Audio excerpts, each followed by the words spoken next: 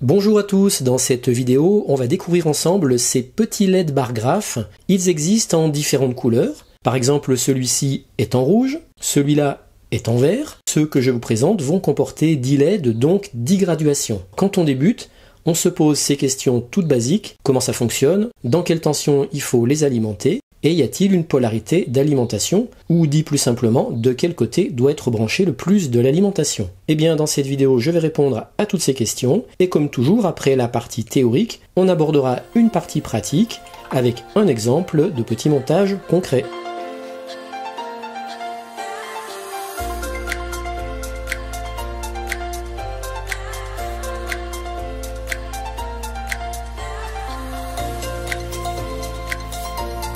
Allez, générique.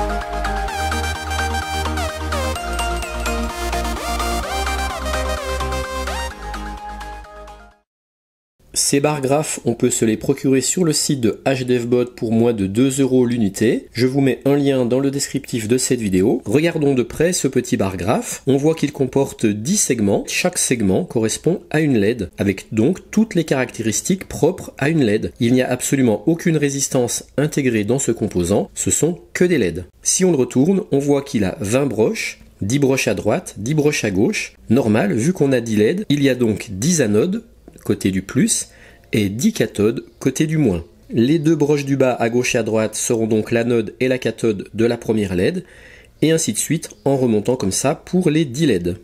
La première chose qu'on va regarder, c'est de quel côté sont les anodes et de quel côté sont les cathodes. Pour ça, je vais utiliser ce petit testeur de composants que j'avais présenté dans le kit débutant niveau 5 en version complète. Je vais venir planter les deux broches du bas, celle-ci et celle-là, dans les plots 3 à gauche et 1 à droite.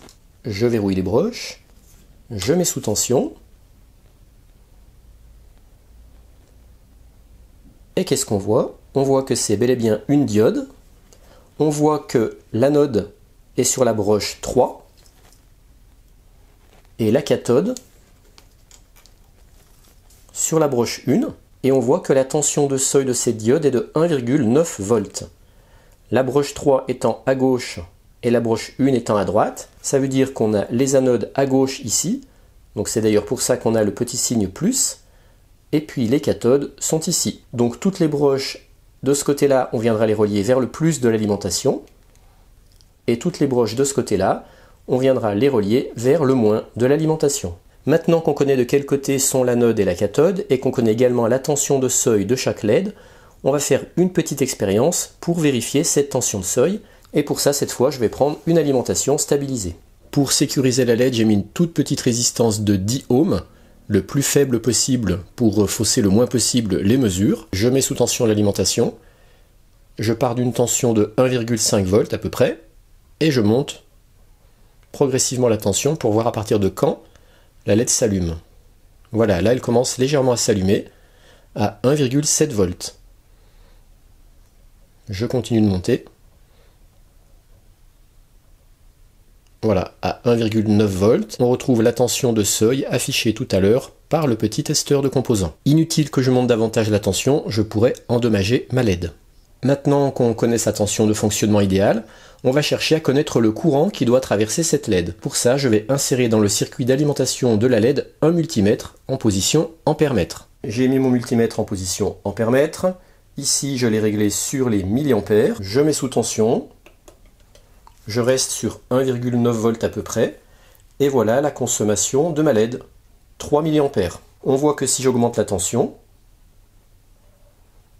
la consommation augmente. La luminosité de la LED augmente un peu également. Mais c'est pas la peine que je monte plus. Là, je suis déjà à presque 7 milliampères pour 2,04 volts. Donc moi je vais rester à peu près sur 2 volts. Donc on va dire que cette LED consomme à peu près entre 5 et 6 mA pour une tension d'alimentation de 2 volts.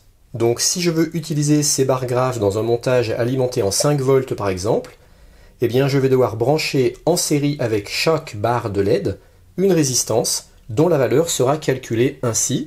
Avec la loi d'Ohm, on sait que U égale R I. I, c'est le courant consommé par la LED. On le connaît. On a dit qu'il était en ampères de 0,006 ampères. Donc je rappelle, ce courant qui traverse la LED, c'est le courant qui va circuler dans tout le circuit. Ça sera le même courant dans tout le circuit. On connaît la tension qu'on doit avoir aux bornes de la LED, c'est 2 volts. Vu qu'on utilise une alimentation en 5 volts, ça veut dire qu'aux bornes de la résistance, on doit prendre une résistance d'une valeur ohmique telle qu'on arrive à une tension aux bornes de cette résistance de 3 volts. Avec la formule U égale RI, on va pouvoir connaître la valeur de R de notre résistance. U, ça sera 3 volts. R, c'est la valeur qu'on recherche. Et I, c'est 0,006. Ça veut dire que R sera égal à 3 sur 0,006. Ça nous fera un R égal à 500 ohms. Donc ici, on aura une résistance de 500 ohms. Voilà la valeur de la résistance à utiliser en série avec notre LED si on utilise une alimentation en 5 volts.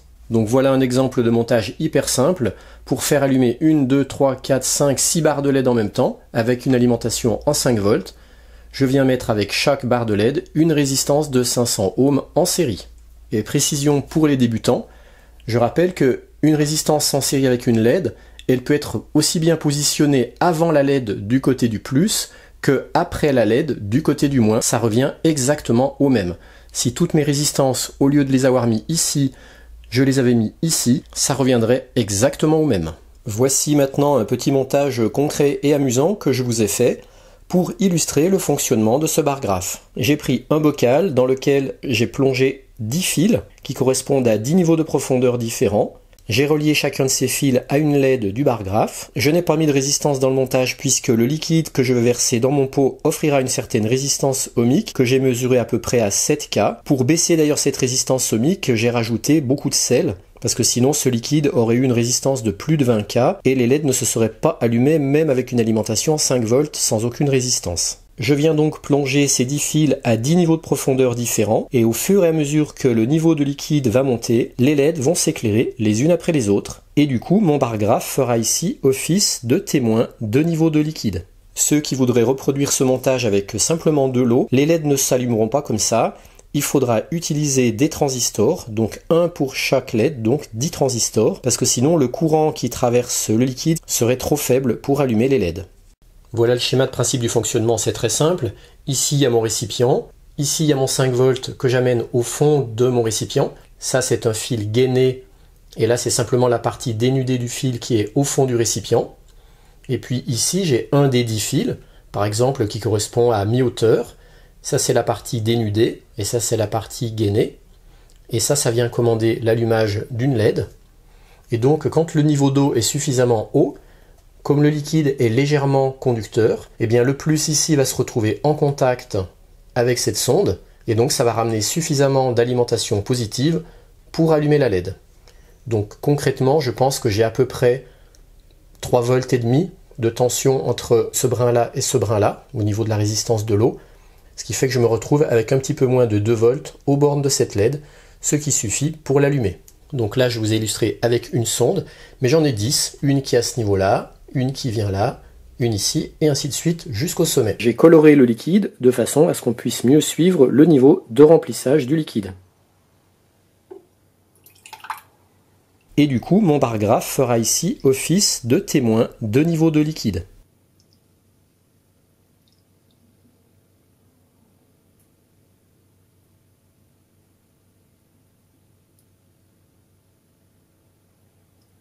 Maintenant, il faut savoir que pour ces bar graphes, il existe des composants qui vont nous faciliter grandement leur utilisation. C'est ce qu'on appelle des drivers. Ces drivers, en fonction d'un niveau de tension lu sur une broche d'entrée, vont gérer l'allumage des LED du bar graphe. Le LM3914 fait ça très bien. Ce driver sera justement le sujet de ma prochaine vidéo. Et voici en exemple 2 petits aperçus de ce qu'on peut faire avec ce driver LM3914. Ici, avec un panneau solaire, le nombre de LED allumés est proportionnel à la tension délivrée par le panneau solaire. Et ici, avec un capteur piezo, et le nombre de LED allumés est proportionnel à la grosseur de la goutte d'eau qui vient frapper ce capteur.